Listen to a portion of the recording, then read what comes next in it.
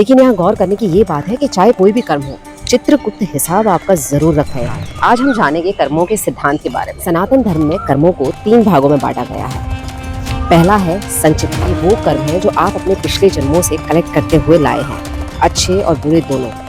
ये समझिए कि ये कैरी फॉरवर्ड गिफ्ट है बाय नेचर। दूसरा है प्रारब्ध, जो संचित कर्मों का ही हिस्सा है और ये आपकी प्रेजेंट लाइफ में आप जो भी अनुभव कर रहे हैं उसको दर्शाता है।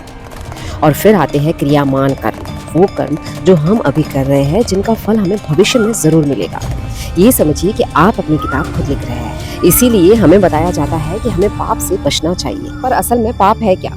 आइए एक सिंपल से एग्जाम्पल से समझते हैं। एक 10 साल के बच्चे को भूख लगी थी तो उसने चोरी कर ली। तो यहाँ चोरी अपराध हो सकती है पर पाप नहीं, क्योंकि उसे भूख लगी थी इसलिए उसने चोरी की थी। लेकिन अगर आप कहीं जा रहे हैं गाड़ी से और आपके सामने कोई जानवर आ जाता है, आप उसे गाड़ी से टक्कर मार के आगे निकल जाते हैं, यहाँ आपने इंटेंशनली गलत किया। पाप में हमेशा आपकी इंटेंशन, आपकी नीयत खराब होती है। लेकिन यहाँ गौर करने की ये बात है कि चाहे कोई भी कर्म हो, चित्रगुप्त हिसाब आपका जरूर रखा है। तो अब बात आती है, हम अपने इस जन्म के या पिछले जन्म के किए गए बुरे कर्मों का प्रभाव कैसे कम कर सकते हैं। यही आपको अध्यात्म सिखाता है। नाम जप, भगवत नाम, सच्चे हृदय से भक्ति करने से कर्मों का प्रभाव कम हो जाता है, हमें मोक्ष की प्राप्ति होती है। इसीलिए हमें हमेशा अच्छे कर्म करने चाहिए और भगवान की भक्ति में लगे रहना चाहिए।